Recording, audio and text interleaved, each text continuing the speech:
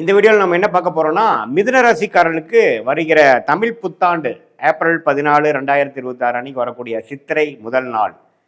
அந்த ஒரு ஆண்டு 14 ஏப்ரல் 2026 13 ஏப்ரல் 2027 வரைக்கும் அந்த 365 நாள் ஒரு ஆண்டு மிதுன ராசிக்காரர்களுக்கு எத்தகைய ஒரு ஆண்டாக இருக்க போகுதுங்கிறத ஆண்டு கிரகத்தின் சஞ்சாரம், மாத கிரகத்தின் சஞ்சாரம் வைத்து இந்திய வேத ஜோதிடத்தில் அடிப்படையிலான அறிவியல் சார்ந்த சயின்டிஃபிக் வேதிக் அஸ்ட்ராலஜி முறையில் எதையும் மிகைப்படுத்தாமல் உள்ளது உள்ளவாறு பரிகாரங்கள் அது மாதிரி மூட நம்பிக்கையில் போகாமல் ஒரு கிரகமும் ஒரு இடத்துல இருந்து அந்த மாறுதலை இருந்து அந்தந்த ராசிக்கு எந்த தாக்குதலை கொடுக்குது, எது மாதிரி வாழ்க்கை பயணங்களை வேறுங்கிற மாற்றங்களை திசை மாறக்கூடிய அமைப்புகள் எது மாதிரி மாற்றங்களை நம்ம எதிர்பார்க்கலாம் அப்படிங்கிறது மிதுன ராசிக்காரர்களுக்கு இந்த தமிழ் புத்தாண்டு எப்படி இருக்க போகுதுங்கிறது இந்த வீடியோவில் டீட்டெயில்டாக நம்ம பார்க்க போகிறோம். இப்போ பாருங்கள், ராசி அதிபதியாகிய புதனே ஓரளவுக்கு எல்லாமே நல்ல இடத்துல தான் இருக்கிறார். வருடம் ஸ்டார்ட் ஆகிறப்போ ஒரு மாதம் மட்டும் பார்த்தீங்கன்னா ஏப்ரல் 14 ஒரு மே 14 வரைக்கும் பார்த்தீங்கன்னா முதல் ஒரு மாதம் ராசி அதிபதியாகிய புதனே சனி செவ்வாயோட சேர்ந்திருக்கார். ஸோ எப்போ சனி செவ்வாயோட ராசி அதிபதி சேர்ந்துட்டாரோ அப்போவே பார்த்தீங்கன்னா கொஞ்சம் பிரச்சனைகள், வேலை நிமித்தமாக அதிகமான ஹார்ட் ஒர்க்கு அதுங்கிற மாதிரி பிரச்சனைகள்லாம் கொஞ்சம் இருக்கும்.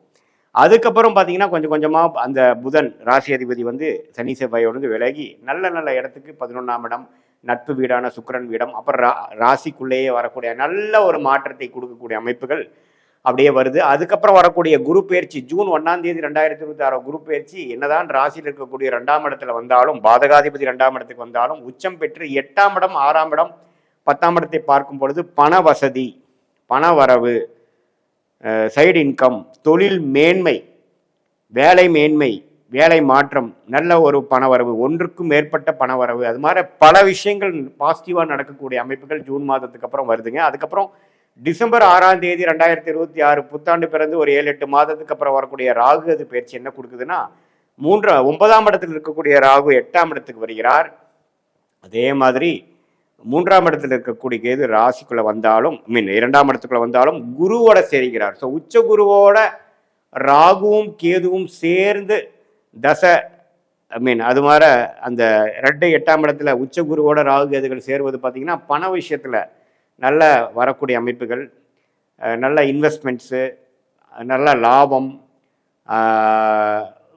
மறைமுகமான ஸ்டாக் மார்க்கெட், அடுத்தவங்களுடைய பணம், அது மாதிரி பல விஷயத்தில் நமக்கு லாபங்கள் வரக்கூடிய ஒரு அற்புதமான ஒரு காலகட்டமாக குறிப்பாக சொல்லணும்னா இந்த டிசம்பர் 2026 அப்புறம் வரக்கூடிய அந்த ராகு கேது பயிற்சியும் அந்த ஏப்ரல் மாதம் வரைக்கும் குரு 2லேயே இருக்கிறப்போ உச்சகுருவின் பார்வையில் இருக்கக்கூடிய ராகு, உச்சகுருவோட சேர்ந்து இருக்கக்கூடிய கேது, சனி 10ஆம் இடத்துல ராஜயோகாதிபதி சனி குருவால் பார்க்கப்படும் பொழுது நல்லாவே தொழில் மேன்மை, வேலை மேன்மை, ப்ரமோஷன், அரசு உத்தியோகத்தில் இருக்கிறவங்களுக்கு நல்ல ஒரு டிரான்ஸ்ஃபர், ப்ரொமோஷன் ப்ளஸ் டிரான்ஸ்ஃபர், மேலதிகாரியாக ஆகிறது, நம்ம யாருக்கு ரிப்போர்ட் பண்ணிட்டு இருந்தோமோ அவருந்த போஸ்ட்டுக்கே நம்ம போகிறது, திடீர்னு நல்ல ஒரு ஸ்டேட்டஸ்ஸு மாறுறது, இது மாதிரி கலைத்துறையில் இருக்கிறவங்க, சினிமா துறையில் இருக்கிறவங்க, கிரியேட்டிவ் ஃபீல்டில் இருக்கிறவங்களுக்குலாம் நல்ல ரெகக்னிஷன் கிடைக்கிறது, அது மாதிரி பல நல்ல விஷயங்கள் நடக்கக்கூடிய ஒரு அற்புதமான ஒரு காலகட்டமாக 2026 ஏப்ரல் 14 வரக்கூடிய தமிழ் புத்தாண்டு குறிப்பாக போக போக ஜூன் மாதத்திலிருந்து நல்ல மாற்றங்களை, பண வரவு ஒரு மாற்றம், இடமாற்றம் ஒரு மாற்றம், நல்ல ஒரு பதவி உயர்வு ஒரு மாற்றம், படிக்கக்கூடிய மிதுன ராசிக்காரர்களுக்கு நல்ல ஒரு அவங்களுக்கு எதிர்பார்க்கக்கூடிய படிப்பு, மேல் படிப்பு கிடைச்சி அந்த மாதிரி ஒரு இடத்துக்கு இடம் மாறி போகிறது, காலேஜஸ் அதர் ஸ்டேட் போய் படிக்கிறது, வெளிநாடு போகணும்னு நினைக்கிறவங்களுக்கு வெளிநாடு வாய்ப்புகள். ஏன்னா ராகு கேதுகளே 8க்கு குருவின் பார்வை பெறும் பொழுது விசா கிடைக்காம இருக்கிறவங்களுக்கு விசா கிடைக்கிறது, வெளிநாடு பிரயாணங்கள் போயிட்டு வர்றது, போய் வெளிநாட்டில் போய் வேலை பார்க்கறது, விசா கழிச்சு அந்த போய் படிச்சுட்டு வர்றது, அது மாதிரி பல விஷயங்கள் நன்மையான விஷயங்களை கொடுக்கக்கூடிய ஒரு அற்புதமான ஒரு ஆண்டாக. ஏன்னா ராஜயோகாதிபதி சனி 10ஆம் இடத்துல இருக்கிறது ஒரு அற்புதம், அதை குரு பார்க்குது, அதுக்கு மேலே ஒரு நல்ல ஒரு அமைப்பு, ஒரு ஐசிங் ஆன் த கேக் அப்படிங்கிற மாதிரி ஒரு நல்ல அமைப்பு. அந்த ராகு கேதுகளும் ஒரு சுப கிரகமாகிய குருவோட சம்மதப்படும் பொழுது போக போக குருவும் கேதுவும் எந்த அளவுக்கு இணையராங்களோ அந்த அளவுக்கு பார்த்தீங்கன்னா 2 ராகு கேதுகள் திருட்பலம் பெற்று ஒளி பெற்று இன்னுமே நல்ல பலன்களை கொடுக்கக்கூடிய அமைப்பு கண்டிப்பாக உண்டு. ஸோ இது ஒரு மிதுன ராசிக்காரங்களுக்கு ஒரு கேம் சேஞ்சராக இருக்கக்கூடிய அமைப்பு. ஜூன் மாதம் வரைக்கும் கொஞ்சம் ஸ்லோவாகவும் அதுக்கப்புறம் நல்ல ஒரு அமைப்புகளாகவும் கொடுக்கக்கூடிய அமைப்புகளாக மிதுன ராசிக்காரர்களுக்கு உண்டு. இது பொதுவான பலனை தவிர உங்களுடைய ஜென்ம ஜாதகத்தில் நீங்கள் பிறந்த தேதி, பிறந்த நேரம், பிறந்த உரை வைத்து வரக்கூடிய ஜாதகத்தை போட்டு திருக்கணித பஞ்சாங்க போட்டு உங்களுக்கு என்ன லக்னத்தில் பிறந்தீங்க, நீங்கள் மிதுன ராசியாக இருக்கும் பொழுது மிருகசீரிட நட்சத்திரத்தில் இருக்கக்கூடிய நீங்கள் அந்த கடைசி 2, 3, 4 பாதமா, அல்லது திருவாதிரை நட்சத்திரமா, அல்லது புனர்பூச நட்சத்திரத்தோட முதல் 2 பாதமா, எந்த நட்சத்திரத்தில் பிறந்தீங்க பார்த்து எந்த லக்னத்தில் பிறந்தீங்க, அந்த லக்னாதிபதி உங்கள் ஜாதகத்தில் எப்படி இருக்குது, என்ன தசாபுக்திகள் போய்கொண்டிருக்கிறது, தசநாதன் புக்திநாதன் இப்போ நம்ம பேசின கோச்சாரத்தில் எது மாதிரி அமைப்பில் போய்கொண்டிருக்கிறது, இது எல்லாமே நம்ம ஓரளவுக்கு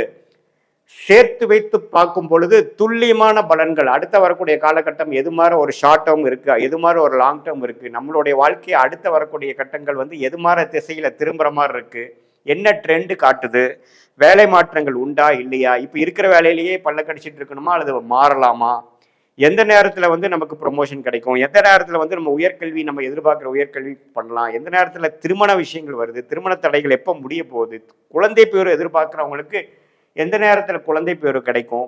எது மாதிரி நேரத்தில் வந்து ஒரு புதிய தொழில் ஆரம்பிக்கலாம், எது நேரத்தில் நம்ம திரும்பி வெளிநாட்டிலேருந்து உள்நாட்டுக்கு வர முடியுமா, இடம் வீடு வண்டி வாகனம்லாம் வாங்கக்கூடிய அமைப்பு இருக்கா, கடன் எப்போ தீரும், உடல்நல கோளாறு எப்போ முடிவுக்கு வரும், எப்போ ஓரளவுக்கு சீரான உடல் அமைப்புக்குள்ளே போவோம், அது மாதிரி நம்மளோட உறவுகள் எல்லா விஷயத்தையும் பார்த்தீங்கன்னா இந்திய வேத ஜோதிட அடிப்படையிலான இந்திய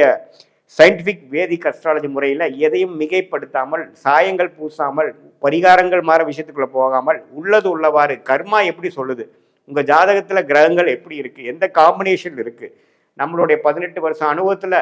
ஒரு கிரகமும் ஒரு மாதிரி இருந்தால் எது மாதிரி அமைப்பு கொடுக்கும் அப்படிங்கிறத துல்லியமாக நம்ம கற்றுக்கொண்டு இருக்கிறோம். அதை வந்து